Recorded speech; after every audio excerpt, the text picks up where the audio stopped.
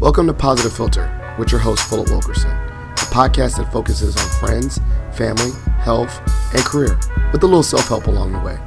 Please join me in this journey for self-improvement, and I hope what I have to share will make you a better person, thus making the world a better place. I hope you enjoy the show. I hope you enjoy the show.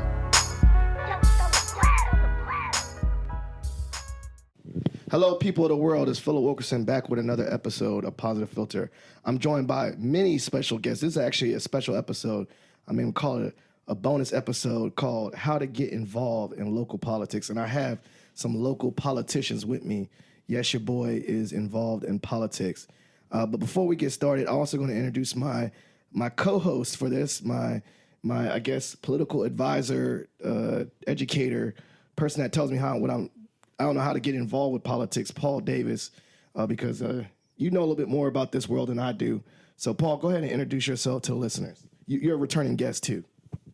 Absolutely. Thank you for having me again. This is Paul Davis. I'm here with my experience in local government and democratic politics and partisan politics in general for the last decade or so, and just glad to be here with a distinguished guest. Distinguished. All right, distinguished. So we're going to go to my left. I had to actually do the left. We're going to go to my left right now, and we're going to have our first guest introduce himself, and then our subsequent guest after that. And we'll have this really nice conversation, educational, learn some stuff. So go ahead. Awesome. My name is Albert Vega. I'm running for Springfield District Supervisor in Fairfax County. And this is my first shot in politics. This is, something I felt passionate about, trying to put problem solving back into our district leadership, because I didn't see it was there. And so this is something interesting. Again, it's like, how do you feel like you get called into being activated? And there's plenty of parts of history in the back. When Trump was elected, a lot of people got motivated to go run because of either anti-science or misogynistic reasons. They're like, nope, got to be active. So saw that.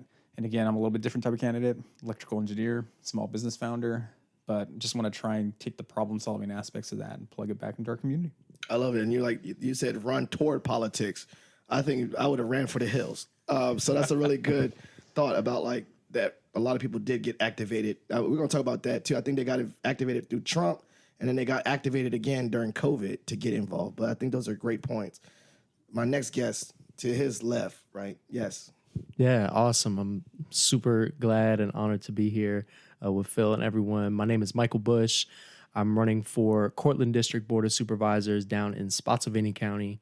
And I am just looking to represent Generation Z, the young generation, to put on in politics and really start to trailblaze and make a way for us to start having a seat at the table, having a voice, producing the change that I know that we are capable of, just as a general community. And I think that we're able to be at the forefront of that conversation just as much as our older brothers and sisters. So, so I'm Michael Bush, and I'm super glad to be here. I'm also happy that you said Gen Z and then looked at us like we the old folks right here.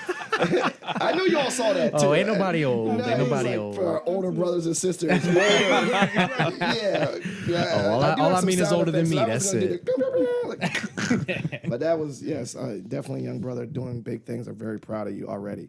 And our last guest, please introduce yourself. Sure. I'm John Taylor Chapman. I'm a council member over in Alexandria. Been on city council there since 2012. Before that was involved back since 2004/5 with Democratic politics. Now find myself as the older member of things, but it's great to see these two new candidates bringing that energy to this area, and I really appreciate what Albert said about bringing problem solving to politics, because I think when we look at what's happened nationally, some of the problem solving and more of the partisanship and the politics piece of it is there, but not necessarily the policy making and solving problems. So definitely glad to be here. Thank you for the invite. All right, well, we've heard from our guests. We'll kick it off with the first question, real simple one. How did you get engaged in local politics? What was the impetus for you to get involved? How did you feel about getting involved. What kind of pitfalls you see? What challenges you have? Let's kick it off first with Mr. Vega.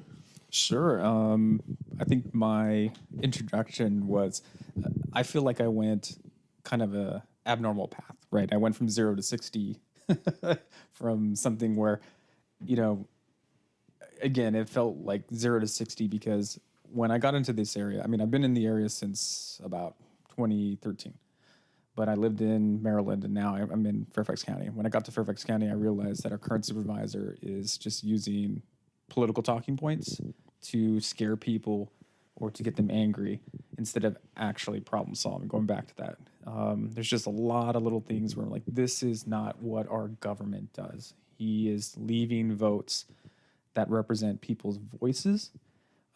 He's the only vote on the Fairfax County board that had actually voted to keep guns in schools and in county buildings. And so as Fairfax grows and changes, and we're looking to keep people safe and we're looking to ensure people's educational opportunities, we need to be fighting for this. And that voice is not matching what the people are. And so I saw, again, the problem-solving portion of me just kicked into place right off the bat. I was like, oh, I got to do something about this. And talked to a couple people who were involved. Fortunately, had a ton of really good conversations with people who are either in politics for a long time, and they just gave me great.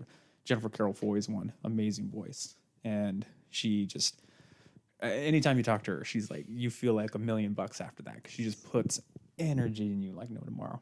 And so just having tons of conversation with Kathy Tran too, she's another person. Like there's just really great people, and I just felt like there's opportunities here, and just set things in motion. And it's hard. It's a lot of the politics of politics is sometimes challenging. But the one thing that I'm trying not to lose focus on is just, why am I doing this? There's other people who have greater needs that are bigger than my challenges. And it's the public service aspect. And so the background is not necessarily quite in the political portion, but we've been doing a lot of humanitarian aid, disaster response, or community service within Alexandria. Like during the pandemic, our company provided free desks to people who needed them during COVID because everybody's learning from home. And it was a really unique design from one of our designers, 2 sheets of plywood, use a bit of our machinery. You can assemble a desk without any tools. We just gave them away to the community, like 300, 400 to the community, like almost 100 or something like that, when the Casa Chiralagua. That's right, yeah. And we did the drive-through theater. We go to hurricane disaster areas. And our whole goal for our for-profit too is just empowering people to become better problem solvers. So we're really trying to plug into a lot of groups and communities, and one of them is active duty service members, STEM teachers, middle school kids, corporate leadership. So it's just really, how do we, get services and get people to be empowered in lots of different places. So it wasn't exactly quite like directly plugged into politics, but it was definitely like, what can we do for our community? And our community was a little bit varied here and there. So I love that. And Mike, you know what I mean? Yeah. That's crazy. It was like more like just action and community, and then people pulled you rather than pursuing power and positions, Right. and then backwards. So it's like the other opposite end, where I was like, I'm just trying to help people, and then people say, okay, you should probably get involved, kind of thing. Yeah. No, that's amazing. For me, so I've been interested in politics since I was young. A little bit of background about me. I graduated from Christopher Newport University in 2022 with a degree in political science. So I was looking to put this degree to use at some point. I just thought it was going to be 10 years from now and not like this year. What caused it to be so early is, so I worked for AmeriCorps for a year. I did a year of service up in New Jersey where I was an educator. So I taught 8th grade math, and those are my babies. I love them. But so I got a year of what it was like being inside of the classroom post-COVID. And that has just in general, like, really opened my eyes to what state we are in currently nationally, regardless of where you're at in your locality. Like, these types of issues are happening all across the country, in schools, right? And that affects so many people, so many families, communities. So I've been called to serve after that because I know that there's more to solve this issue. And, of course, so I grew up in Spotsy. When I come back to my hometown, I attend a school board meeting, and I mean, I just was distraught, like completely, like I mean, there's almost no words to it because it just doesn't even seem real at some points in time, which I'll try to find the words to explain to you to give you more context. But, just generally people not having a community first mindset, on the board. And that's just going backwards, and I'm not about that. I'm about taking forward steps, obviously. No backward steps. Never. So,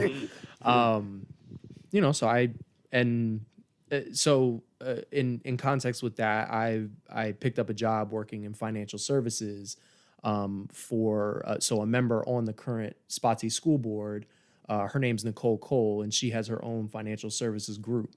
And so she onboarded me just as her client service associate, but I'm also working to get my securities license now. So during this time, I'm, kind of just like learning and while I've been away in college, like I'm learning what's been going on in Spotsy, and it's been all this crazy mess. And I'm just coming back like, oh no, no, this is not, no, like we can't let this happen. I mean, we just can't let things fall by the wayside and let people who don't care about our communities take over and continue on this negative path. And, because like everyone's upset about it. I mean, you obviously have probably heard of some issues, with like unqualified school board members, unqualified superintendent, like that are making disastrous policy changes. And The web gonna say who's unqualified. Look, yeah, let's broadcast that because there's some stuff we need to talk about. But in general, I'm called to serve in this way because one, I plan on utilizing all the things that I've learned in college and just in general through my service to invest in things like education. Public education should be a public good. It should be a right, and accessible to all. That's what I believe in. So I want to set that precedent on the board as the main issue. And then, the other ones I feel like will follow suit with, investing in the community and making community first government. So yeah. Wow, very powerful. Yeah. I was curious. I just have one quick follow up before we get to John. John, is like, when you went to the school board meeting, were you just going just to check it out? Like, who just goes to the school board meetings, man? Like, well, I was going to understand what was going on.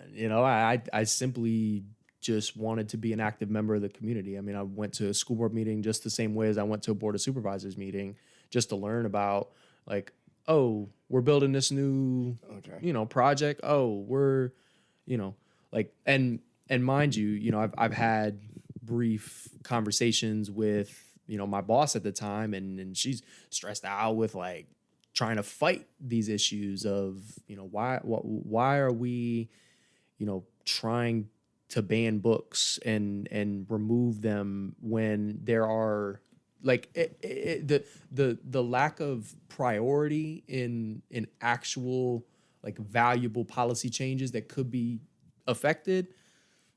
We're not even focusing on. We're not even focusing on school safety issues pertaining to gun violence.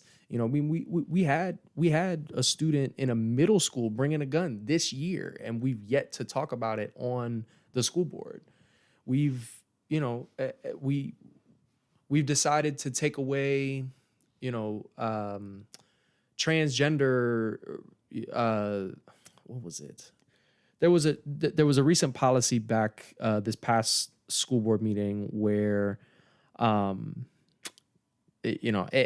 there's a lot of overlapping issues with allowing transgender space, for them to be themselves inside of schools, and so the main issue is that our our board consists of 7 members, but we only have 3 members who are actually, it's attempting to be community first.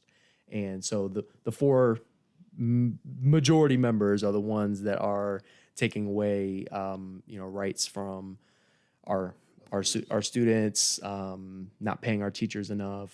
We're in like a 300 teacher deficit going into this year, and they just tried to, bring in more outside volunteers, to try to make up for that. But, the volunteers don't have any educational background. They don't have, some of them don't even have a college degree.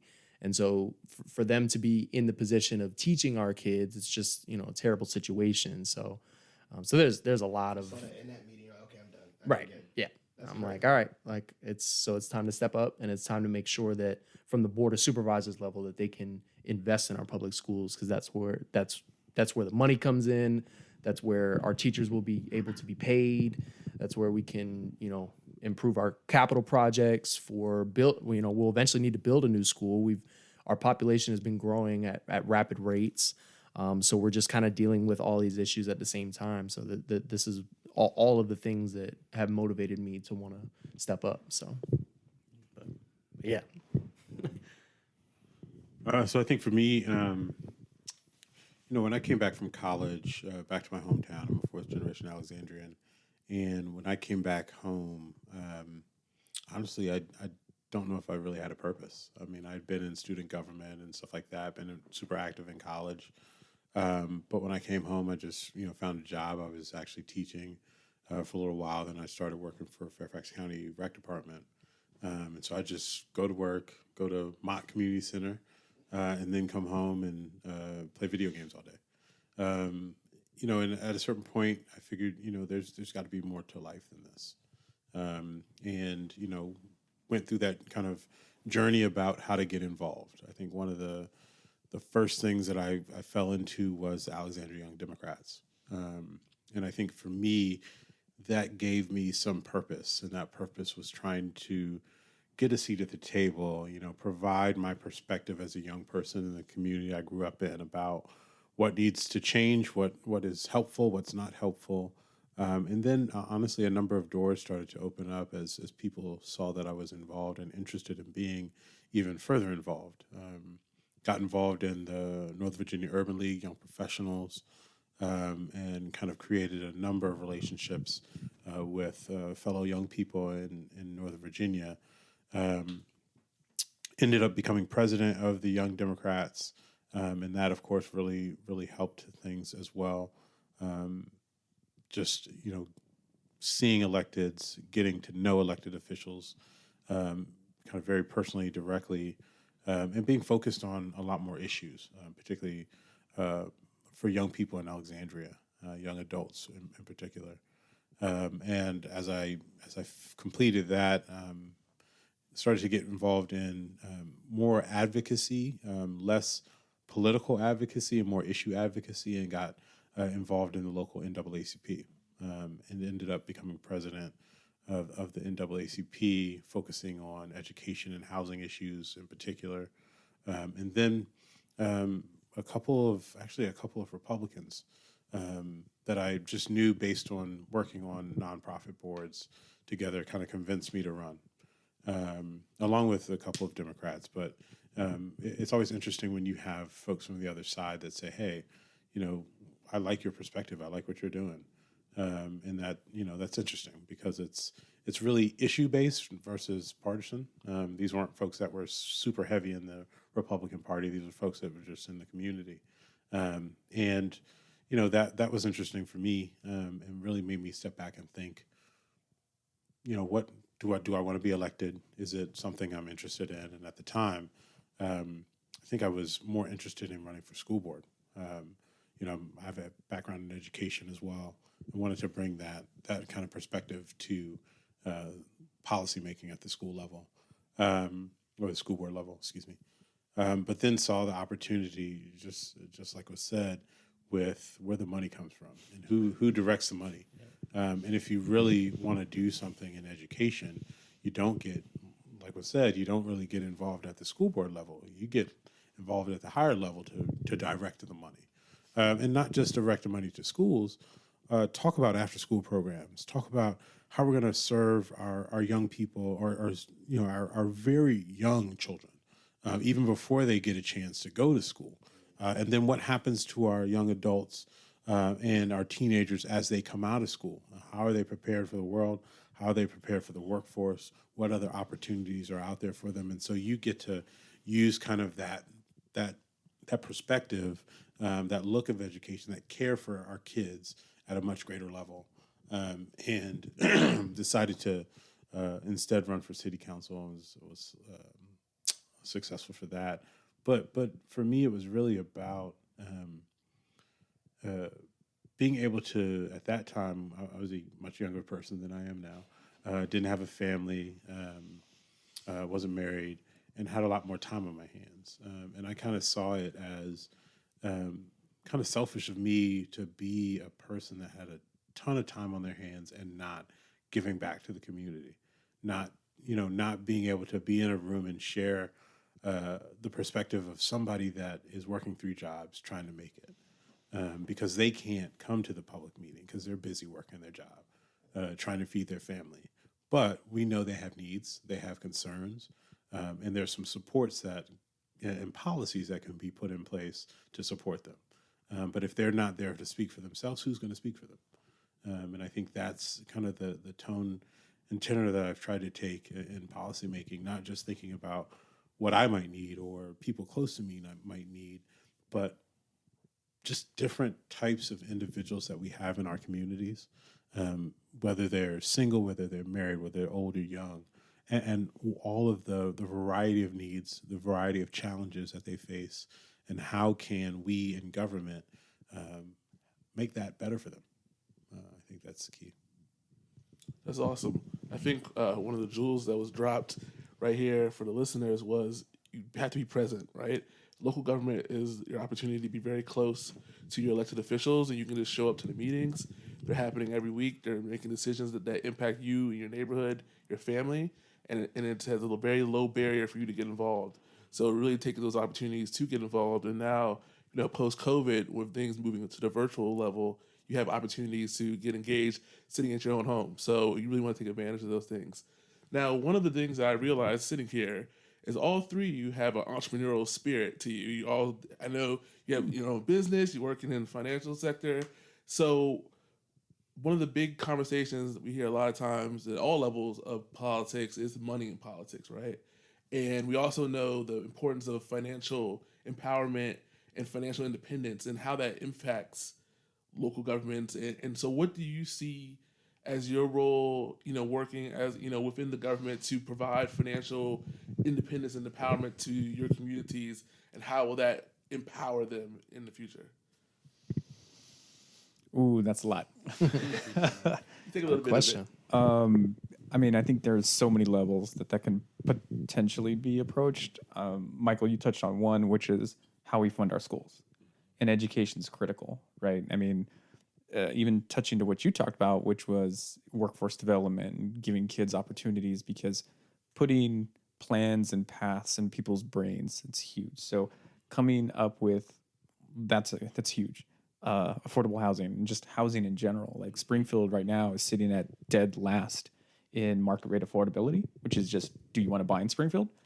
And also dead last in committed subsidized rentals. So like if you are an educator or a first responder who just wants to live in here, it's like, it's hard, or it's very difficult for you to live in Springfield. And so the funding also affects housing, and housing is, so much happens from being underhoused. Environmentals, like there's the dollars affects so many different things. The one thing that I'd like to bring to this is a form of efficiency. Like I didn't realize, I talked to Vivian Watts about this, is like we're running off of tax situations from 50 plus years ago. And so having good relationships with our state level officials and just understanding that we're all trying to problem solve together, how can we do our taxation more efficiently and smarter so that we can keep dollars where they need to be. And again, if we can find alternative revenues, like I know Fairfax County Schools is supposed to be putting solar panels on all the schools, but it's done at a rate for whenever we do renovation. If we were right now had solar panels on everything, it would be over $10 million a year in savings, according to the cost of it. I mean, I think that we're going to spend about $680 million in terms of 20 years of electricity bills, and the cost of the solar panels is like $430 or something like that. So we can save over $10 million a year, but it only get that savings if we have solar panels on all of our schools. And that means how do we supercharge our schools? So which means go looking at the infrastructure improvements. What can we do from there? What can we do to put these resources in our hands so we can actually reap these benefits? Because again, we need to be empowering all these areas and all these different avenues to be really reaching out to our communities so that we can actually see the benefits from them. And so I want to bring a different perspective. And again, a little bit more of an entrepreneurial. I think one of the things too is like we keep looking at projects in very long term. I want to try and have, again, I don't want to burn everything to the ground, but if we can inject a little bit of experimentalism or a little bit of trial and error, because if you have a 60 to 80% solution the first go round, that's actually pretty good rather than waiting a long, long time for something that's a little bit more, I don't want to say perfect, but I mean, we perfect is the enemy of now. And so we don't want to be sitting around waiting when we can actually be experiencing some kind of benefit and learning from that benefit to make modifications for the next year. That's a very engineering mindset. I know, and that's either going to get me in a lot of trouble. Engineer all the whole time. That's going to get me in a lot of trouble, or we'll see what's happening. I mean, I don't mind. I hope to bring a different perspective, and I think that's good because in Fairfax County and in a lot of Northern Virginia, we value diversity. We value what people bring to the table. Why can't we do that in problem solving too? I love it. I mean, I'm, and to kind of add on to like, I think with problem solving, engineering, entrepreneurship, this mindset of like finding new ways to innovate and new ways to think and do and be. Our movement needs to be green and sustainable moving forward, and that is the one way we are going to increase, revenue for local governments, state governments, national, internet. I mean, obviously, it seems obvious, but there's a lot of people who have been stuck in their old ways of just doing things by the book, and by the book has just been burning fossil fuels or what, and that just has been the same way of thinking for centuries and millenniums. So, moving forward, as we kind of touched on it prior to this conversation about, how we have to think differently about how we educate and how we do government, and how it's a different day and age, and we need to embrace that and move forward with the times. With our county, city officials thinking about, hey, what are ways that we can, because we're going to have to improve systems anyways. So why not improve it to the point where we can set a true foundation that is quite literally sustainable. So I think in terms of how we can think about how we're entrepreneurial or how we're building, and setting the framework for just generating more revenue for our county, which will allow us to do and provide the services that our people need. I think the obvious idea is, well, hey, why don't we use all of this rooftop space that we have on all of our school buildings, on all of our commercial real estate, on and take advantage of some of the tax incentives from national government giving to residential real estate, where they actually are providing you a 30% break for if you get solar panels installed on your roof. So just thinking and providing resources in those ways, I think will be so beneficial for our localities, the state of Virginia, and beyond. So. Yeah, so, You take us back 3 years, when we're in the midst of the pandemic. You have thousands of people starting businesses. People really have that downtime to kind of look internally and see what their skills are, what their interests are, and then, betting on themselves and saying, hey, I have an interest in X and I'm going to start that business. Hey, I think I'm a good cook. I'm going to start a bakery, right? And being successful coming out of the pandemics, many people change their lives. And I think, that's something that's happened over centuries, right? Where people have bet on themselves, said, I'm going to go into business for myself. I'm going to bring X product to the market or something of that nature, and been successful. A lot of our localities are built on small business. I think Alexandria's percentage of small business is somewhere in the 80s in terms of the number of businesses of small business. Absolutely. And versus much larger businesses. And, it's what's made us great since the 1700s, when we've been able to just have small businesses creating culture, creating community, creating our city. And so, we always want to, in local government, continue to push that, cultivate that. And I think coming out of the pandemic, that challenge to help businesses survive was like front and center, right? And so you had the federal government that was doing stuff. You had state government. You had localities. Folks were trying to give out money, trying to, properly place folks in certain industries or areas or buildings or what have you. And I think we're still seeing that happen. Some of course, federal money's dried up and whatnot. But I think you still have localities saying, we really need business here, and we want to let you know in our strongest terms that we support you, whether that's opening incubators, whether it's continuing grant programs and localizing where that money's coming from. And so I think, policymakers have that opportunity to add their voice, add their thoughts, add their policy to that theme of supporting small business, growing businesses from the very local space to much bigger opportunity. And I think we've done that in Alexandria. I know Fairfax has done that as well. But I think that's what we have to see in local government, because frankly, not just because it brings in revenues, but because it is similar to kind of what Paul was saying. It's that business that our residents are first going to touch, right? Because they're going to go to the local cleaner. They're not going to some big national chain, most likely. They're going to go to some local person, right down the street. It might even be a franchisee, but that person is also bet on themselves to say, I can run this business. And that to me is, the heartbeat of our local communities. And so how we can continue to support their work by highlighting it, but also bringing forth policy that opens up opportunities for them is key. I see a lot of head nodding.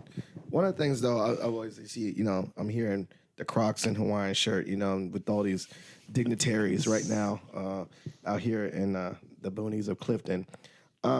Dispelling myths, right? Like, I'm still, I wake up every day, I'm like, this is, the people I'm getting to meet and conversations, like, it just seems so far away. There's a pedestal, there's a behind the curtain of local politics. And what I mean by that is, like, there's a lot of myths of how you get involved. Like, it doesn't seem very, and that's why I love these conversations, because it's very humanizing that, we got an engineer, we got a Gen Z or recent college grad, we got a guy that played video games and said, hey, I want to do something different with my life, right?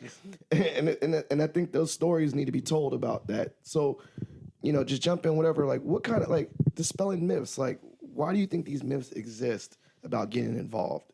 And then dispel some of those, like, that how politics is for everybody getting involved. Paul said earlier, like, now you can just jump on a Zoom call for a board meeting, turn tune into Channel 16, isn't it 16? And watch it. I was on Channel 16 recently, just watching. I was like, who watches? Anybody watch this channel? Like this, there's all kind of good stuff on here. And it was like 1 a.m. I don't know why. I was just randomly watching it. But let's talk about that curtain that behind the Wizard of Oz. You see, you pull back the curtain. It's just a normal guy acting crazy. You didn't know that. It was very scary voice. So talk about that. Anyone jump in. So I'd say, the idea that anybody can make policy. Anybody can look for a solution to a problem. I think that's the biggest myth. Like there are no magical policies out there. It's somebody that saw a problem, did some research about it, and said, you know what, based on the research that I've done, however I've done it, I think this might be the solution. Let's try it out. And it works. Like that's how it usually happens. It's not something magical that somebody can kind of pull together. And also the idea that politicians are kind of in a high castle, right? I think, let's be honest, there are some folks that might not choose to be as accessible as they need to be. But I think with what you have now, people have my public phone. I mean, my city phone. You can call me anytime, leave a message if I don't pick up. You can email me and I'm going to respond. You can catch me on social media. I mean, I think about when I started in politics in 12, social media wasn't a big thing. I had a much older city council. You didn't have people jumping on Facebook. I think I was one of like 2 or 3 people on our council that really engaged people on social media. And now it's regular for everybody on our council to have conversations with people on social media, whatever the platform is. And so I think politics has gotten even more accessible, and I think that's the one big myth. Everybody watches Fox News, and it's like, well, not Fox News. It's like everybody watches Fox News. Let's be honest. A majority of Americans still tune in somehow to Fox, which is interesting. You're watching whatever it is, Fox News, CNN, MSNBC, and you see these folks at the federal level, and that's what you associate with politics, and that's not at all what the local level is. The local level is that cat that you see in the grocery store. And as a local official, you can get run up on at the grocery store, right? So you're not safe anywhere. And your staff too. Right. And I didn't want to put your business out, but yeah, absolutely. And that's real. And I think that's the biggest myth. It's like, oh, I can't talk to my local supervisor. I can't talk to my local council member. Yeah, you can. You can get to them very easily if you have an issue, and that issue can be big, it can be little, but you can get to them real quick.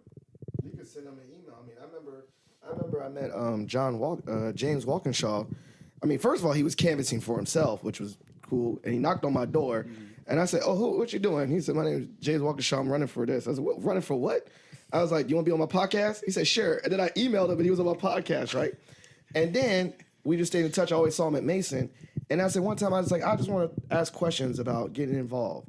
And he's like, all right, put a meeting, talk to my man, put a meeting on my schedule. And I was like, that's it? And then we had a meeting in his office. And that was, and after that meeting, I was on a task force for the renaming of Lee Highway. But it was like that. It was like, he's a busy person. Everyone's busy. But it was like making an appointment like any other appointment with the doctor. You just like, pick a time, we'll meet. You go to my office, you wait there, and then it was a normal conversation. And I think those are, like you said, it wasn't an ivory tower. It wasn't far away. It wasn't like, I got patted down. Like, I thought I was like, there's no like metal detector getting patted down. And like, where's there was no guy with like a, the headphones. Hey, Philip Wilkerson's here. No, it was like a normal dude. Like, he's Secret Service, right? And so I think that's part of that. And I'm glad that you mentioned the TV. I think the TV was that, right? Like senators and all that. And you see them on news. You see them on motorcades, and you see all that, and especially us being in the DMV, we see the celebrityness of it, the celebrity politicians, meaning like they're like getting picture. You know, it's like almost a different world, but not everyone's thinking about their council member or the person that, you know, I'm thinking about, oh yeah, I forgot I have a great uncle that was on Jamestown City Council for 24 years up in Jamestown, New York. He was just my Uncle Vivian, right? I honestly didn't even know what he did until he passed, and then had all this stuff about local government. I was like, oh man, he was a local politician. So I love that you mentioned that. I think you're nodding your head. You had some thoughts on that too. Oh, I got a lot of thoughts. I mean, I just about the accessibility point, like, you know, we should see local, and with the word politics, like it gives a certain connotation that kind of has, like, you either like you're all the way in and you're face first with the issue and the problem and you're battling with people or the issue, or you're like, no, I shut my door, I'm out of it, I'm far removed, I don't access politics at all. And local politics really should be the bridge and the ambassadorship to learning more about like how those people, you know, at the top in Congress or Supreme Court or whatever that you may see on TV, like how do they make the decisions that they make? How do they think through the issue? That's how it should be, ideally. You know, I think we kind of understand there's a lot of context to what our politics looks like and why, you know, it seems so far removed from regular citizens. I think that there's a deliberate reason why they've done that, and it's our job to kind of bridge that gap. But yeah, I mean, in general, like as something that I'm learning directly, like being 23 years old, like how are the formalities in, like when I go to a meeting and present myself, like I'm walking a tightrope of, you know, I need to follow protocol and be of structure and understand how things work, but I also like want to trailblaze and understand that, you know, we like politics is what you make of it. It's not like it shouldn't just be, you know, something that is concrete and put in the ground and something that never changes. Like really the whole point of politics is so that things can change. So, you know, I'm learning how to walk that tightrope, and just like as an individual, I'm the individual candidate that chose to run. So I'm the one who's going to be dealing with people running up on me at the grocery store and asking me questions. So when I'm the one doing that, it's like, okay, well, so I have a choice on how I'm going to respond. I have a choice on how I'm going to, you know, view myself in this space. And I just, you know, and not to say that I don't have respect for position or authority or anything. I'm just saying that I want to be respected as who I am as an individual in that space just as much, right? Because I don't look like the typical politician either. So when push comes to shove, you know, there's going to be a divide, really just based on the fact that me and my people have not been here before, and we are trying to open new doors, and we are trying to, you know, put ourselves in this position that you all have had the privilege of being in and enacting and giving to your family, you know, for centuries. So it's, you know, I see it as like the tough road of bridging that gap, but that's what needs to happen in local politics, so that people once they start in local politics, they work their way up, and it's a trickle up effect into, you know, the other branches of government. So Ooh, yeah, this is the myths. Again, I kind of want to echo the sentiment that you had about like what a politician is. I was at back to school night with my school board candidate, and some parents are coming up with their kids. I know they're obviously got to get in and get out real quick, but they want to talk to people, and they're looking for their teachers, they're looking for that. And the one dad saw me and Sandy, and they're like, oh no, these are politicians. And they're like, let's keep going. We don't want to talk to them. And I think that's part of that. I don't want to say a misrepresentation. Obviously, there's sometimes these things get built up for certain reasons, especially we focus so hard on the national level. and we see a very separate thing from us. And really, local government is like, really, how does your trash get picked up? How do we keep your drinking water clean? How do we keep your school buses picking up your kids? How do we develop land so that we try and, not tread over green space, but still have places for people to live, which is a challenge in Fairfax County. So I think one of the things too is like dispelling again, it is, I feel like there's still a little bit of, and where it comes from, probably comes from like 5 different reasons why we're at this position, but politician feels removed. And really what I feel it should be is public service. I'm here to be your belly button for all things county related. And even school board stuff. Like, I don't want my school board member to feel like she's got one slice and I got another slice. I want us to feel like we have each other's backs.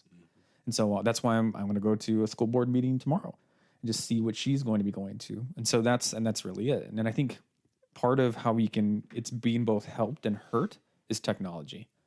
During the pandemic, we trusted technology to get us into a lot of these things. But again, while we're starting to use more social media, people also can paint a very different picture of what's going on. And so ensuring that there's a balance of transparency and realism in it, that's what I want to aim for. And one of the things, too, that I want to help knock down these barriers is that at work, we do something called design thinking, where we bring in people to help be part of the solution generating process. And we really pull problems and pull ideas and solutions from people, because I don't want to just have town halls where they're just one direction information. I want to work with people maybe on a bi-monthly, every 2 months or something like that. Just bring people in. Let's put up some Post-its about what some of our concerns are. And then when you also, to help knock down some of the rhetoric, it's like, how do we understand that the person next to you, although you're different very much politically, but you realize that you have a lot more in common than you come to when you come in hot to these specific meetings on one topic. And that's the meeting you're coming charged in on, but you really agree with a lot of other stuff. So it's like, how do we recognize each other as human beings? And oh, by the way, one of those human beings in the office is me. Like, I'm just sitting here trying to solve problems with you. And so I want to show them a little bit about how the sausage is made. There's going to be a point where you have to turn over to whatever locality process to like implement solutions. But when you generate them from the community and you have them providing input, and again, this is why you have great citizen review boards, and you just bring people into that. And again, the technology allowed people from all over the county or all over the district to do that, especially safely during the pandemic. People can chime into what their library boards look like. And it was just a great opportunity. But now let's keep building on that. Let's keep now pulling solutions from it. Let's get even the people who aren't on boards to just show up to a meeting and then just provide input. Again, just keep knocking down the contribution level to just the average people, and then let's see what happens. Thanks. I think one of, just along the line of the conversation we've been having, I think one of the myths that I've encountered over the years is, Paul, there's no one in the room that looks like me. And that sentiment, whether it's when I was younger, there's no other young people in the room, or whether there's no other black or brown people in the room, so why should I get involved and engage? How do you deal with that notion, and how do you dispel that notion to get people involved and engaged who feel like their voices aren't being counted? Because, it's kind of a chicken and the egg situation. Is it not showing up and your voice not being counted, or being there and not being listened to? So how do you deal with that idea in your walk, especially on not necessarily on the government side, but let's talk about even on the political side, right? Where a lot of the decision makers maybe don't look like you, the party poobahs, as you will, and things of that nature. They don't look like you. They don't necessarily think like you. And how do you be true to yourself? Kind of in those discussions. That's actually, we were just talking about this earlier. And one of the interesting things too, Alfonso Lopez points this out a lot, is that the number of Hispanic members in leadership positions in Virginia don't match the population whatsoever. Huge discrepancy. And what I'm really excited about is there's the potential to have 3 Fairfax County board members who are Hispanic on it. And that's an overrepresentation. That's amazing. And again, going back to what we were talking about earlier, is that when I grew up, I knew college was in my grasp because my parents went there. I saw what they did. I can achieve that. But I didn't see them active in the community, or I mean, maybe they were active in church or whatever, but it was more non-political, outside of a like within the inner workings of like the city or anything like that. And so I had to kind of discover some of these things on my own. And then only until recently, in the last 5 years, that I started thinking about, is there an opportunity? And again, it was still like, no, probably not, whatever, until something presented itself. But I want to be, I don't want other people to not see a Hispanic member or person that looks like them achieving something like this, whether it's education or community leadership or public service or even just volunteerism. Like, I want to go out and help be an example for that. So again, it's definitely one thing that reaching out to the youth and reaching out to youth of color and just saying like, look, there's opportunities out there. It can be challenging, but there are people to support you and there are people that want you to succeed, and let's go make that happen. Yeah. I think that, first off, I see this gap being due to just a general lack of provided education on this specific topic. Like, Black and brown folk often don't have the knowledge of what it takes to do this type of thing, and how dynamic you have to be in this type of situation, and how many resources you have to pull, and how, it just goes back to the issues of systemic racism in this country. And I'm sure that's a whole nother podcast, but just in general, like, one of the reasons why I value education so highly is because this is the key, to opening the doors that we can see. I mean, because really, we're not in this position to take over the world and put other people down. Like, this is not the role and the idea of being a public servant. This is It's not chess, like Machiavellian. and so it's sad to think about that a lot of people in those leadership roles have seen it like that, have seen it like they're playing chess, and people are, dots on a map that they can just, push away and build on top of and uproot and whatever.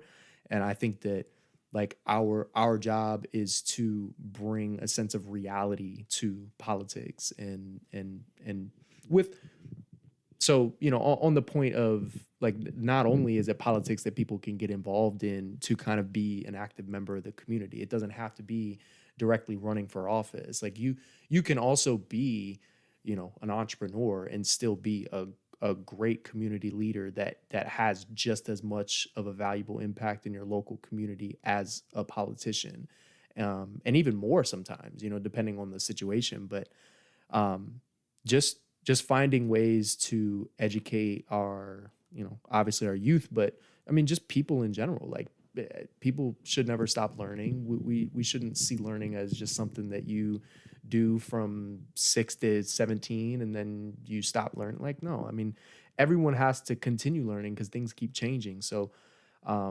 just as something that I want to offer, like, I want to make sure that our community is educated and brought to the table with the resources and with the pull, with the backing.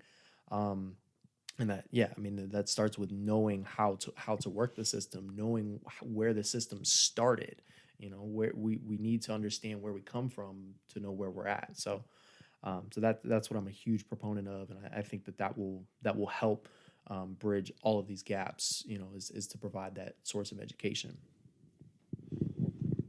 I think for me, it's about the idea of being comfortable with being uncomfortable, right?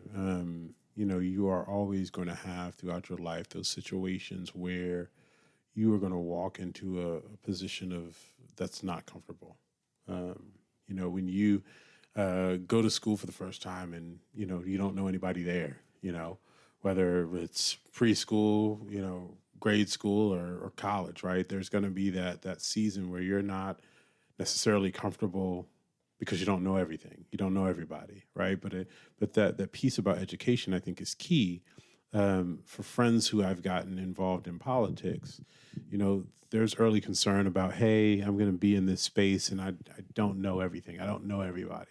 I might be the only man in the room. I might be the only woman in the room, person of color in the room. But a lot of that goes away as they know the topic. They know information. They're educated on issues. And so, I think that really is the key piece. If I know, planning policy, I'm going to go to a planning commission meeting and I might not know everybody there, but they're talking stuff that I know about, right? If I know school policy and education, I go to the school board meeting, I'm going to be sitting there like, oh yeah, I know about that. Oh, interesting perspectives that you're sharing, but I know what they're talking about.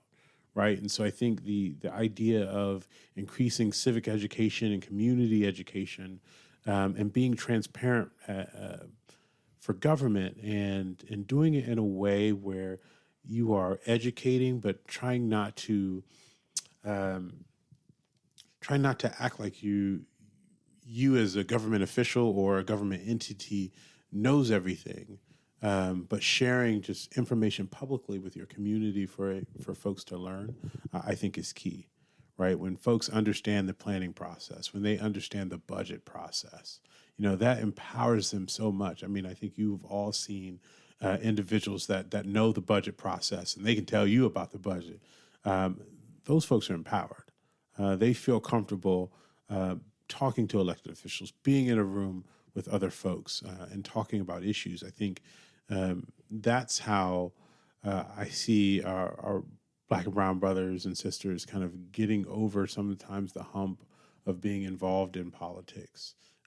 Because it's not really about the politics, it's still about the issues. And so if you know about housing, if you know about education, you know about transportation, and you go into the space where people are talking about that, you're going to get comfortable a lot quicker than somebody who might not. And so I think one of our duties as local government officials is to increase the knowledge base of the community in the most meaningful but helpful way that we can. And again, allowing ourselves to be, as was said, the kind of the belly button for folks where they can feel comfortable in reaching out to us if there's something they have a question about or they don't understand, or they have a perspective that they want to share. Real quick, I just want to add on to a word that I really, really, really, really, really want to emphasize is our local officials being transparent. Amen. Yeah. Because that's where the issues lie. Yeah.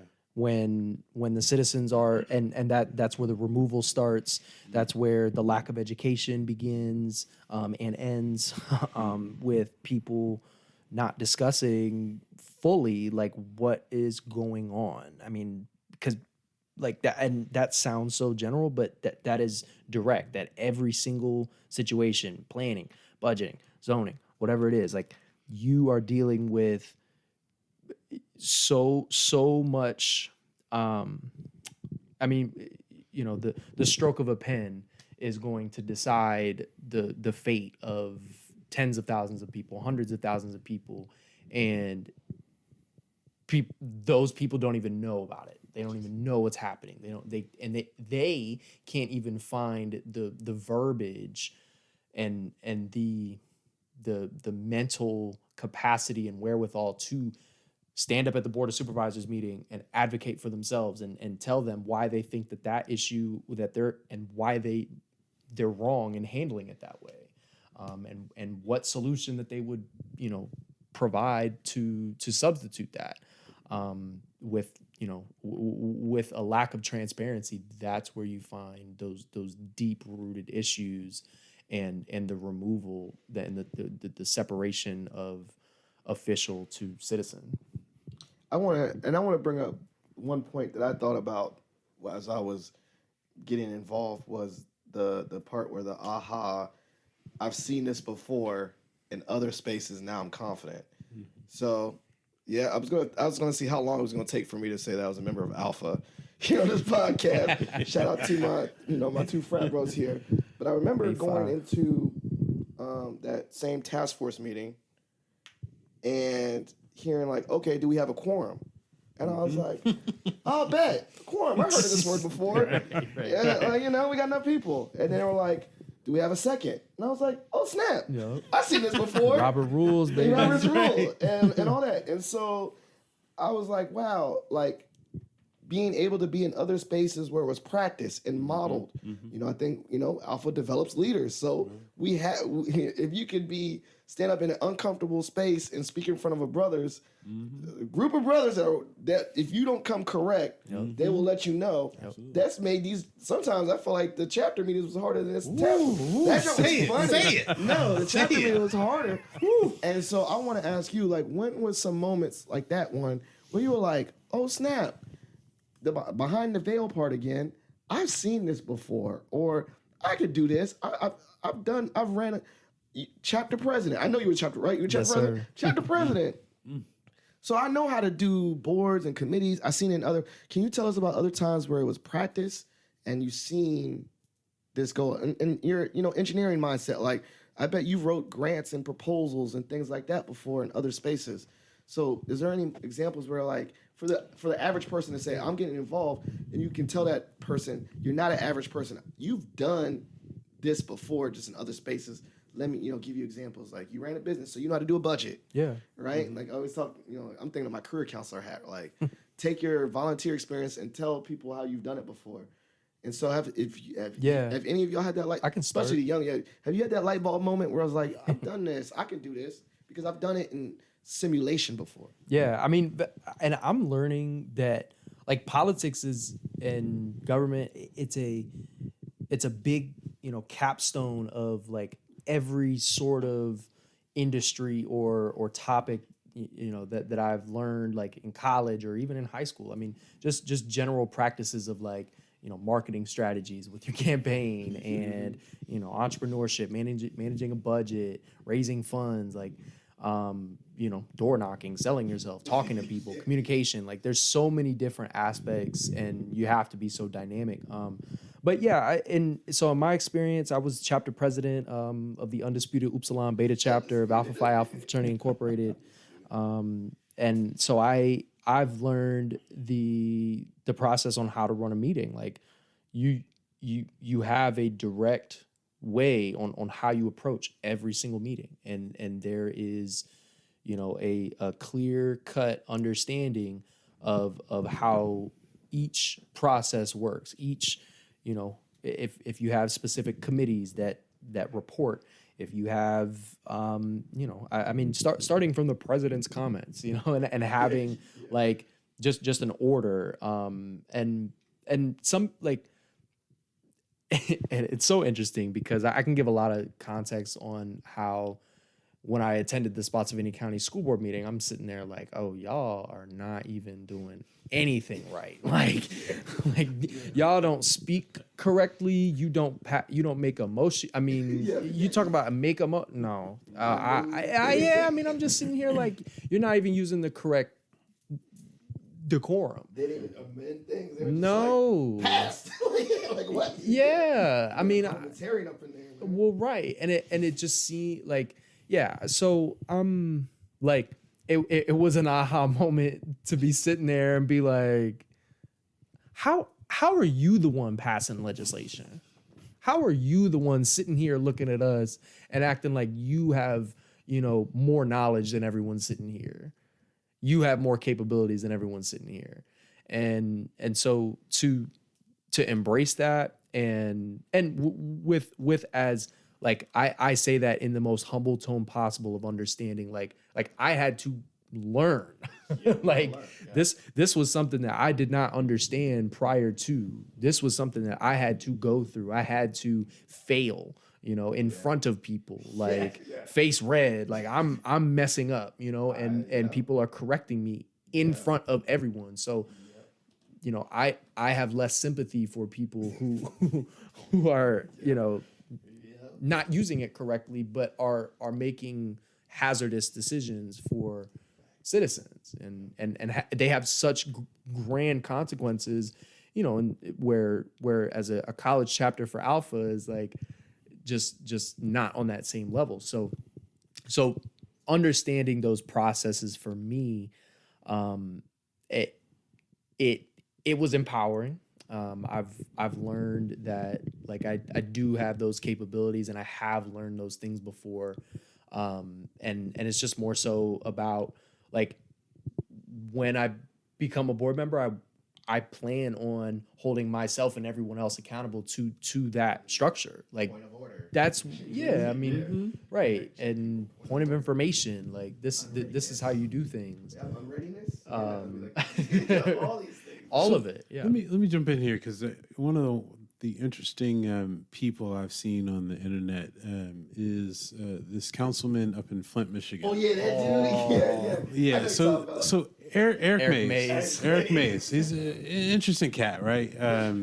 And very boisterous, very strong when he comes across talking. But once you peel back the kind of attitude and everything there, and you look at the points of order, points of information he's making, like he's not wrong on that. Like he knows Robert's rules like the back of his hand, and it's amazing. Yeah. Like, and you get to a point where you're like, he just said something wild, but he was right about that point of order, and that person's out of order, and this and that, and you're like, interesting. But like, it is really interesting to see, when you do go to a meeting that's just ran so poorly, and you're just like, yeah, this is not how government should be. This is not how whatever I'm at should operate. And there is that need for people to kind of have that base level understanding with some of that stuff. I think for me, for the aha moment for me was kind of understanding. Well, let me step back. Like I don't have a background as an urban planner, but a lot of what we do on city council is talk about the planning of the city, whether it's down to as large as our area plan, comprehensive plan, small area plans, certain master plans that we have, whether it's down to kind of the particular project or building, a DSUP or a development special use permit or a special use permit. I had no clue when I started out what some of those things were. And being able to sit there and talk to residents about what we're doing, why we're changing the floor area ratio of an area or of buildings in an area, or working with a certain buffer between buildings. Like that's stuff that was my aha moment. Like being able to talk as a planner would to somebody and really break it down to them. Because I think there's so much that once you get elected, there's so much that you don't know. And you are reaching out to people, you're reading everything you can just to get to a level where you can not only make decisions that are appropriate, you also can explain what you did, why you did what you did, and be able to tell that to residents and business owners as well. And so I think for me, when I got to that level to be able to do that, that was my big kind of aha. Yeah, I don't know if I can count on one big aha moment, but there are a lot of times where I look at what I'm doing and go, oh, shoot, that's very similar to a lot of things I've done in the past. And I go, again, hearing the Robert's Rule of Orders and meetings, I'm part of an engineering honor society called Eta Kappa Nu, and we ran some, I don't want to say dry, but very by the book meetings. And it's just, it's very organized, and it's like, you got to have a second, and you need to have discussion, and our discussion's closed, and can you move to vote, and then you vote, and then, oh wait, we're too close for a hand count, we need to get a real one, just like, so that's definitely one. I lean heavily on the small business background. One of the challenges for Fairfax County is how do we acquire and retain quality workers? And as a small business person, you have to acquire and retain quality workers. Mm-hmm. The scale is different, but it's always a challenge because your budget's limited, and we do a lot of technology training. So sometimes we bring in engineers or we bring in people with an engineering background and they like things in boxes. And one of our jobs is to teach people how to solve problems when there's no box. And sometimes that's frustrating. And so you have to work with people and say, is this the right fit? Is this not the right fit? And so those are challenges. Dealing with some of the scale of government's really interesting. So part of my background is I spent about a year in Afghanistan as a scientist, just problem solving with U.S. Army soldiers. And I got a peek into the leviathan that the U.S. Army is. It's just a beast. And there are some things that it does very well, like big scale things that no small entities can do. You want to build a tank or an MRAP or, time machine or whatever. It is just something that you got to lean on the big organizations to, because that's important. The systems approach of that is huge, but sometimes agility takes a suffer. And that's where I want to plug in some of the small business opportunities too. Yeah, helping structure out some nonprofits. And the one thing that I keep continually drawing back, and it's one thing that I keep telling myself this, and I'm sure everybody in this room does this, but I want to start imprinting this on the people, our residents, is that even though I didn't go to school for this, I can solve this problem. Yep. And I think that's a big challenge, and I don't want to get too much on the soapbox because we'll be here for another 5 hours. But it's education, sometimes, especially at the collegiate level, teaches people to become a major. What I'd really love to focus to is teach people how to problem solve in a specific area.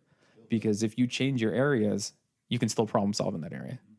And so there was a time in grad school where I realized that I wasn't going to my advisor for help, but I was just telling him what my status was. And I was just like telling him the direction that I wanted to take things, that I was like, I'm just solving my own problems. And although the problems are very different and always changing, I can solve them. And I want our residents to be part of that. And that's the reason why I want to do these sessions that bring people into it. That says, you too can solve these. So that's probably the one that I keep going back to, is that anybody can be a problem solver, because even if part of the process is just people being your eyes and ears, you're only a limited number in office. You only have a limited number of staff. You need people to trust you to be your eyes and ears. Is that sidewalk project you just did effective? Tell me, and they will tell you. But it's just one of those things where just empower people to be part of the problem solving process and latch onto that mentality. We talked a lot about, civic engagement, and we talked a lot about kind of our plans for what we want to see. But there's another side of the coin, right? There are some people in the community that might not agree with you all the time, right? And we live in a very polarizing time where people have very strong opinions, and they're going to hold those opinions, and they're going to be a little bit less quick to change their minds. How do you engage with those people in those conversations that maybe they don't agree with you, or maybe they don't see your point? And how do you engage with them, but also keep them within the process? So I think this also might touch back on my answer might, well, hopefully it touches back on like what the myth of politician is I've already had, even as a candidate, some people approach me with some very tough issues or some tough problems or some tough statements. And really, I want to channel some of this too. And part of this, I feel like there's some supervisors that I've looked at for model, and Rodney Lusk is one of them. One of his superpowers is just listening to people, making them feel heard. It's like, tell me your story, because the only way it gets solved, this problem, is if you talk to me. And then just truly hearing them and it's going like, let's dive into this. Let me understand your problem. And when I've talked to some people, you can see the I don't want to say negative energy, but the intensity kind of comes down when they feel like you're having a conversation with them. Because why do they get to that level? Because they don't feel like they were hurt. If there's a sidewalk project or there's a road issue or something like that going on, it's like, why does it keep getting higher and higher in intensity? So they feel like they're not getting hurt. And engage them in that problem solving process. And so that way you dispel some of the mystery. You let them into your personal space, and you bring them into that problem solving process. And, it starts there. You might not be, and that's fine. You can keep your mentality. You can keep your beliefs. But the problem is, the thing I want to have here is a conversation. And regardless of what your political background is, we can have a conversation. Let's keep it civil, right? We're both human beings. We cannot lose fact of humanity. If we lose sight of that, whoo, we're in big trouble.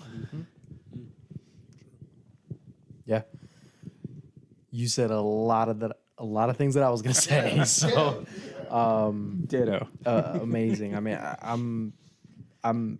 I find myself in those situations of, and especially I found myself in many situations where I'm dealing with people 4 times my age who are just like cannot grasp the concept that I'm looking to be the one to represent you, you know, and I'm looking to support you.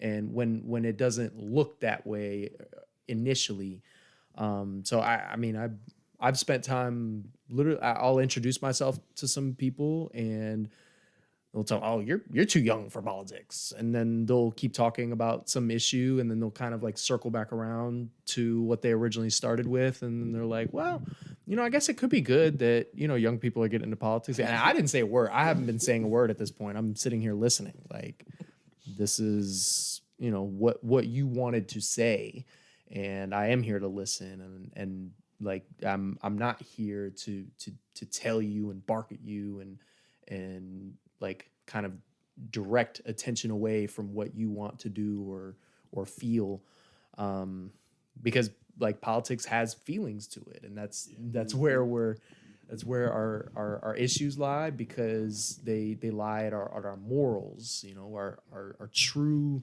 you know, core ethics of we stand blue versus red, you know, where you feel like you have to pick a side, but there's just too many situations that occur that we can't account for, you know, just one side or the other, where we feel like we have to oppose one another too. And with, you know, and so like kind of, so John, back on what brought you into politics, like Republicans, you know, but even though your involvement in Democratic politics as a young person, like I found myself on both sides as well, like me running as an independent.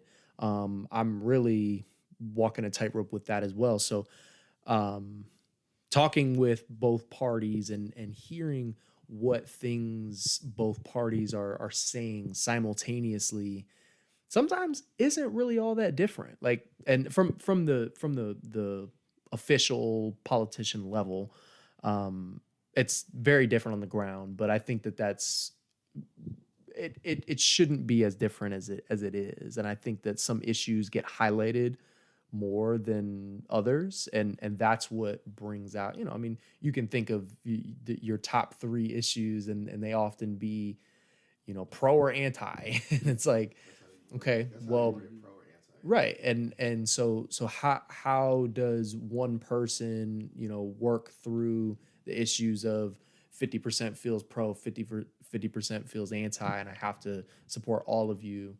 You know, it's sifting through the information, you know, that comes from the citizens on why they're pro, why they're anti, you know, what's at the end, you know, what's your end goal with being pro, what's your end goal with being anti, and just being solution oriented, like, and finding that thing that works for everyone, because there is a thing that works for everyone, you know, whether they want to accept it or not. I mean, it's hard to get to, it's not easy, but that's why you have a democratic process, is to reach that goal, you know, of an eternal solution for all. So I think for me, I never have a problem if somebody doesn't agree with me. I mean, again, it's about opinions, it's about feelings. I think the key for me is, if we're having a conversation, we have to deal in facts, right? I think that's where my tenor changes. If your opinion is based on things that are not factual, I'm not going to correct your opinion. I'm just going to address what the facts are of something, and kind of let you deal with that. But also allow for a space for us to continue the dialogue as you deal with that. You know, so hopefully, like, I had a lady couple days ago, I went to a rally for a group that's looking to oppose some stuff that the city's going to do. And a lady comes up to me and says, "Hey, I never, I'm the only thing that I do is pay you guys taxes. That's it. There's no other service or anything else here in the city that I benefit from. All I do is walk to City Hall and pay taxes, and that's it." Okay. You think you don't receive any services. Okay, that's your belief, right? I'm not going to fight with you about that. I know that if something happens, you're going to pick up the phone and call 911, right? I know if your house is on fire, you're going to call the fire department, right? You might not use every social service we have. You might not have kids in schools. I get that. So you probably don't use as much, but you use some. You use something. So I'm not going to go back and forth with you about that. You've got an issue on how the city is spending money and updating its infrastructure, but its infrastructure is hundreds of years old. And so it needs to be updated. And you're like, yeah, it does. Okay, we're not going to fight about that. So all your issues with what the city's doing, you might be opinionated and feel some kind of way with that. But as long as you understand, you and I are going to talk in facts, right? And again, I think at the end of the conversation with the lady, I gave her my card. I said, "Call me. Let's continue to talk. I have no problem. If you don't like me, if you don't like what we're doing, bet. Cool. If there's something that I can ever help you with, let me know that too, right? This does not have to continue to be an adversarial relationship. You can make it. I'm not going to make it. But if that's what you want it to be, cool. If you want to change tone and temperament depending on the issue, we can definitely do that too. And so, having those people run up on you, having those people disagree with you, I think for me, tightens my game, right? Tightens what I understand and what I know. Because if I can have dialogue with you that's fact-based, you're cool to do whatever you want with your opinion. But I want you to understand that I'm always going to think through things and hit you with transparent facts. That's it. And say, hey, that's who I am. This is what I'm basing my decision on. And, we can agree to disagree.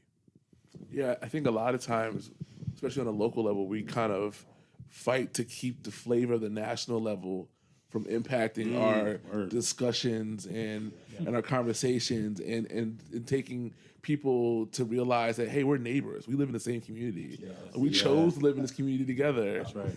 And we're around, but I care about this community just as much as you care about this community. Because you made that choice to live in this community. Yeah. And so just to look at, talking about outcomes, and we both want these positive outcomes out of the situation.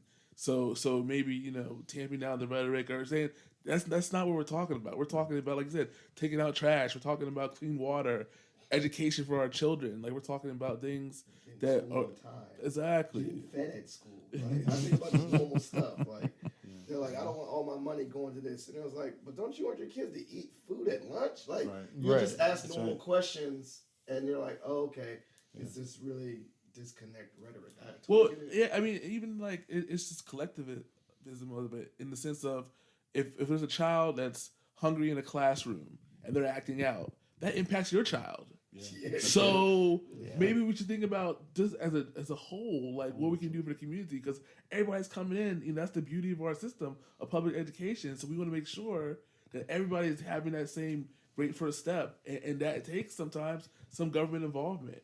And so we live in a great system that allows us to monitor and engage on a local level. We're not being told from the national level what we can do. We have opportunities to vote and to engage with local people who have minute focus on its local issues. And so this is where we want to take advantage of this kind of situation. Yeah, and I really like how you said, Mike, that you said about this anti-pro. And I think of like the rhetoric, and you could talk about rhetoric of when people use emotional stoking rather than facts, to fear mongering, or this deficit model rather than abundance, right? Like if we do this and take from you, we're taking rather than there's a resources for all of us, abundance. Let's uplift everyone. I think that there's a shift to that language and this rhetoric, right? And you can see now that I'm watching it and getting connected with people that are real people, I'm watching stuff on the news now. I'm saying, oh, okay, the rhetoric they're using is not necessarily policy or issue based. It is stoking emotional based. It's feeling based, right? It's not like, let's talk about an issue really. Let's just get people really angry so that they get on my side. Because I thought about this. The best thing, like when you're in anger, when you're acting out of anger, you switch off and you're using you're using that like alligator brain, right? You're not like thinking logically, right? So when someone's really angry, I can get you really angry and say, join me. And people are like, all right. And they're not thinking logically and step back and say, wait a minute. He didn't say nothing about the issues. He just got me really pissed off, right? And so I like that you said anti-pro, and they're using words and language and rhetoric matters. And I like that you said that woman, she's coming at you with a lot of emotion. And you're like, if I responded with emotion, then that brain is already shut off. We're not having no conversation. Right.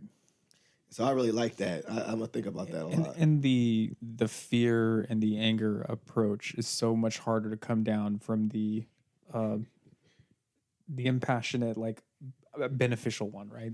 I can't remember what study they did. They said something like it takes like 5 times more time to come away from a negative mentality than to go in with a positive one. Yep. And so the fear, and it's easier to get people on your side when, and don't get me wrong, right now in parts around this country, some things are truly at risk. And so we need to use these statements when necessary. I mean, there are some definitely things on the chopping blocks. And one of those is women's reproductive rights. Yep. And it's just one of those things where that I feel strongly that that's one thing we have to like maintain transparency on what is really at stake. And I mean, it goes back to some simple things like our drinking water. Everybody wants clean drinking water. Some people might go upon like, how do we get that in a different way? But again, going back to these facts and just saying like, if we keep the plastics out of the water, then we don't have to clean up that much afterwards. We're not putting ourselves in such. I mean, these are just simple facts. Like, speak like Spock, like speak logic. And having a little bit of vision and a little bit of understanding that yes, you can be an individual, but you live on this planet. You live in this community with other people. Period. Yeah, I love it. Well, this has been a great conversation. I know we got some people that got kid bedtimes, all that stuff. So I want to do like, if I was, this is it. We're about to make an infomercial, the slogans and all that. You got like, I'm not really going to time you, but you got a minute. Why should I vote for you? Or if you're not even running right now, why should I vote for you in the future? And that's it. That's I'm putting you on the spotlight. Whoever want to go first, convince me to vote for you. Quick. All right. So, if you like thoughtful community leaders, right, who are going to look at an issue, understand both sides of it before making a decision, you want to engage with me. Like I'm not here to kind of just press my issues. Like I'll be very transparent about what I care about. I care about what I think are the basics of the community, affordability of housing. I grew up in public housing, and so that has a personal meaning for me. My background is in education, and so educating our kids.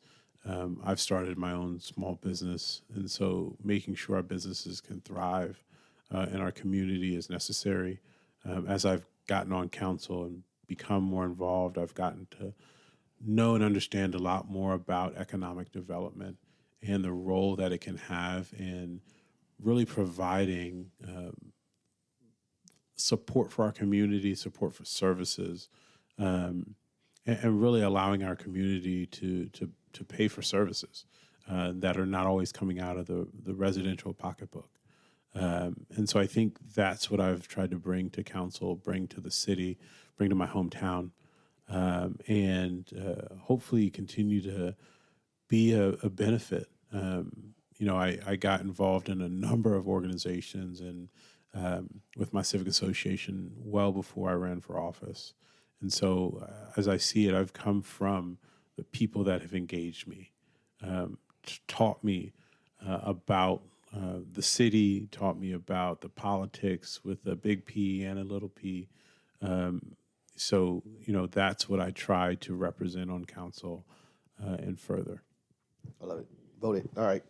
Yeah, amazing. Well, so as an oncoming financial advisor, I'm planning on making investments in my community, and those investments include investing in public education. As a former educator, I believe in not only providing our students with a well-rounded education, but providing a safe educational community and making sure that we, provide the services for our teachers, our school staff, our janitors, our bus drivers, you name it. I mean, everyone in that school community deserves to be safe and supported. As a former volunteer, I believe in investing in our social services programs, our existing programs that are helping, provide of value resources for those in need and for those who will be in need in the future. That's something that I truly care about as someone who used to volunteer at a former transitional home for women and children. And then lastly, as a volunteer and just as a new gardener as well, I believe in investing in green, sustainable community development and green infrastructure. Moving forward, we have so much opportunity to build and grow in our energy, transportation, utility sectors within local government that will set precedent for state and national as well. So those are my 3 issues. And if you support anything of my issues, I highly encourage you to vote and to engage with me as well. So Voted. Done. There you go. I love it. 2 for 2. Take us home. best for last. I really want to focus on the problem-solving aspect of a local government because it touches state and local government touches everybody's lives so frequently that once we get away from that, we're not solving people's problems. And I don't care where the solutions come from. I just want to make sure that we're actually doing good for our community. And doing good for our community means finding ways to make sure that our schools are teaching our kids and preparing them for the future and making sure our educators are getting paid for, that people actually have places to live near where they work. This area is becoming so hard to live in, and housing is a really big issue. Reimagining transportation and just making sure that we are doing things efficiently, even our budgets. Like efficiency is a huge thing for me, and I want to find those efficiencies.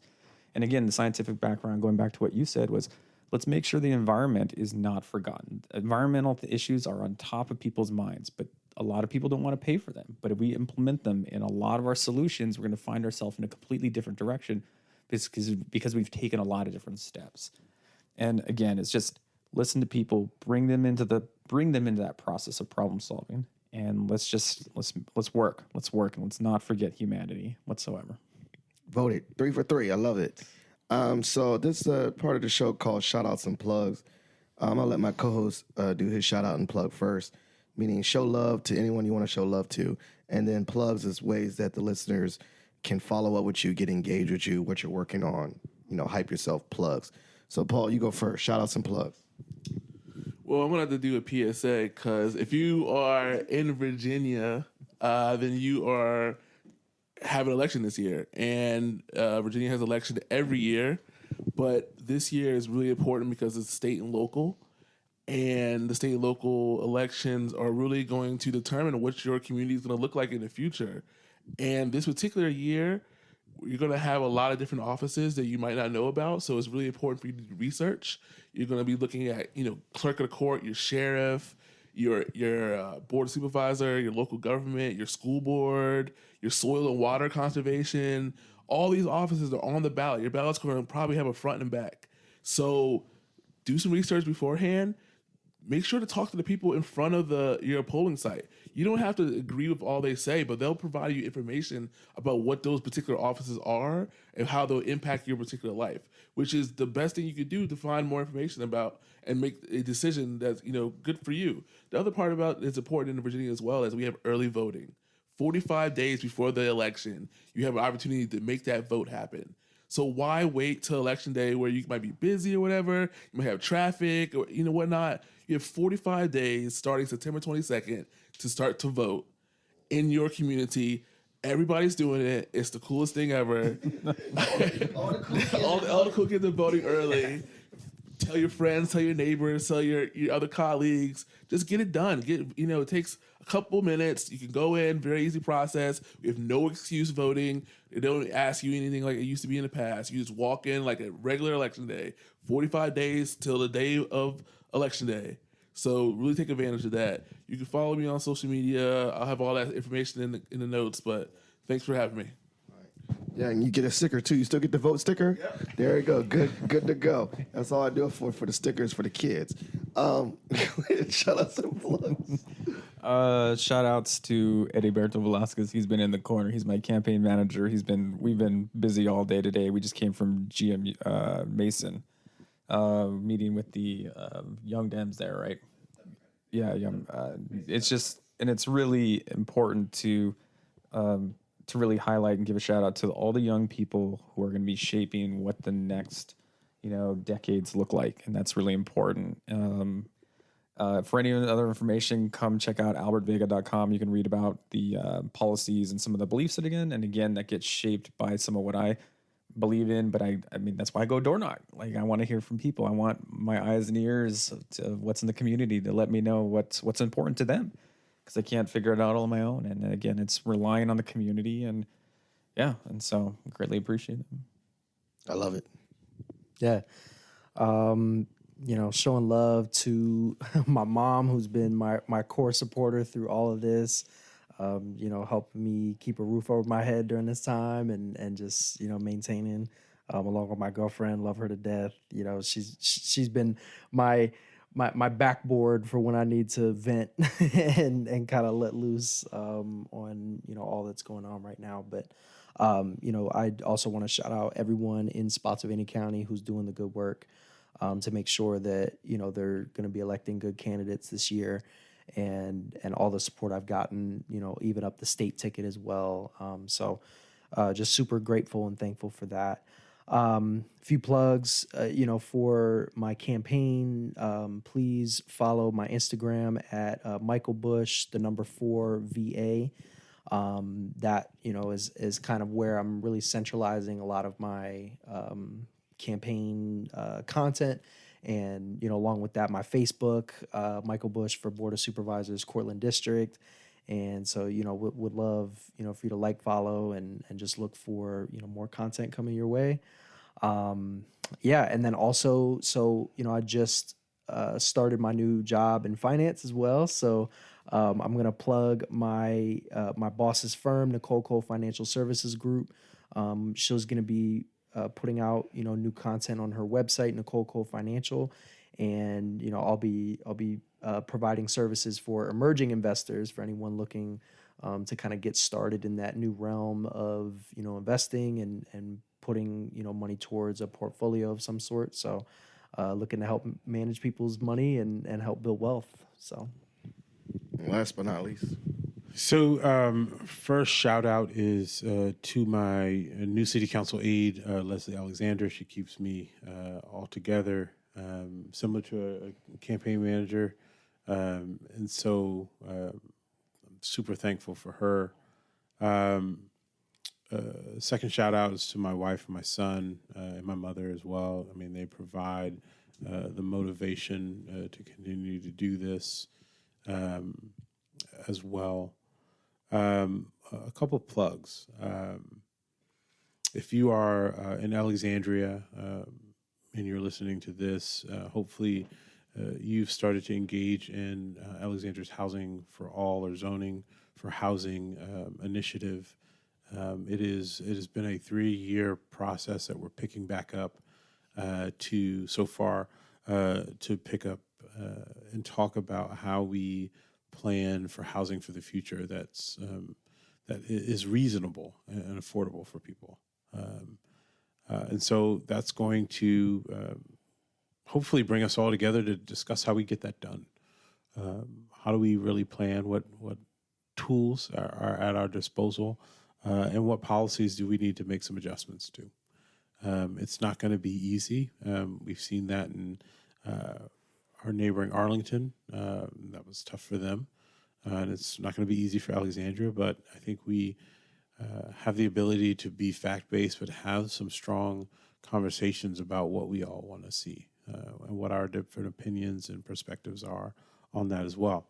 And so I'm looking forward to that, but I think I'm putting the call out to any and everybody to tune into that, be involved, have your perspective heard, whether it's by me or other council members or city staff, because we do need to hear as many people at that table as possible. Lastly, it is, I was reading a newsletter. I get a ton of different random newsletters, and I think this was Greater Washington Urban League, talked about the fact that August is Make a Will Month. And I'm a parent of a 3-year-old, and I have a wife, but I don't have a will. And I was thinking about that. What happens if something happens to me tomorrow?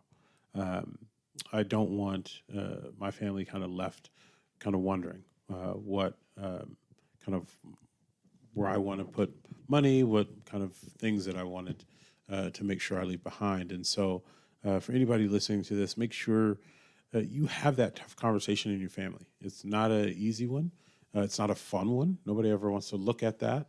But I think one of the reasons I bring that up is because here in Alexandria, we've seen, unfortunately, in the African-American community, wealth not transfer from generation to generation.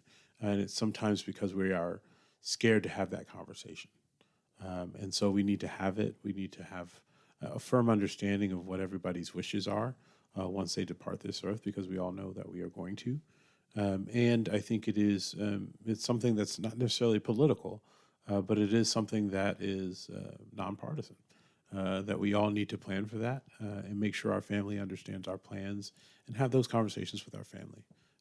Some things that we do are not going to be fun and exciting, and this is one of them, but it's necessary. Can I make a plug for Alexandria too? Sure. Go take a bus. Oh, absolutely. Yeah, I love the fact you guys went ride. Yeah. Fare free buses. Fare free buses. Go take public transportation. Definitely. Take advantage of it. Get Yes, cars off road. Yes. Take a break on the roads. Yes. I just love that. Yeah. That's brilliant. No, it's a great opportunity. I think we maximize some state dollars to be able to do that. I think that the thing that I am, looking into the future, it is definitely efficient, and it's an investment that each of our localities is already making, and so it's really kind of pushing or convincing people to take further advantage of it, and we're seeing that. We've seen, I think it was 4.5 million rides since the pandemic on our local bus system, something like that, which I think is one of the top bus companies coming back out of pandemic with kind of real strong ridership numbers. And so, public transit we've invested in for decades, and so hopefully seeing the benefits of that, our residents do enjoy it, do use it, and so, yeah, thank you for the shout out. Yeah, I think I saw something that said that ridership was, I think mid-year was already at all last year's totals or something like that. So awesome. Yeah, thank you. Well, I think that was very timely because we're in my home, and we did have a conversation about wills very early on with my father-in-law who recently passed away. So I'll definitely have a lawyer that I can plug you in that did our trust and put me on that. And unfortunately, we had to have those conversations, but we had it very transparently. Right. This is why I'm living here right now. So I totally agree with that. I was almost feeling a little emotional when I heard that because that really hit home. This whole situation would not be in existence if it wasn't for that. And actually leads that into my last point. Thank you so much, gentlemen, for being on the podcast. Thank you, Paul, for being a co-host for this. This has been a great conversation, really informative. I always think the podcast is a way for me to learn new things. I learned so much, and it's like I listen to it myself just to learn. And so for those that are listeners, everything, there'll be their contact information. All that information will be in the show notes. Please go out and support them. Or if you have opposing views, engage with them anyway and have conversations. They look like politicians that would love to engage, period. As you know, every episode is dedicated to the memory of my late father-in-law, Jeff Kirsch. And so please consider donating to the Jeff Kirsch Anti-Hunger Fund for all his work he did fighting food insecurity. I put that in the show notes of every show to honor him and respect him. Please share this episode with a family member or friend. Give it a like or subscribe on iTunes or Spotify to elevate the podcast, or just leave comments so that we know, what you're listening to and how you want to engage with this podcast. But once again, thank you so much for listening, and we're out. Thank you for listening to Positive Filter, a podcast that focuses on family, friends, career, with a little self-help along the way. If you enjoyed this podcast, please share it with your family and friends, and like the Facebook page, Spreading Positivity of Movement. Thanks for listening.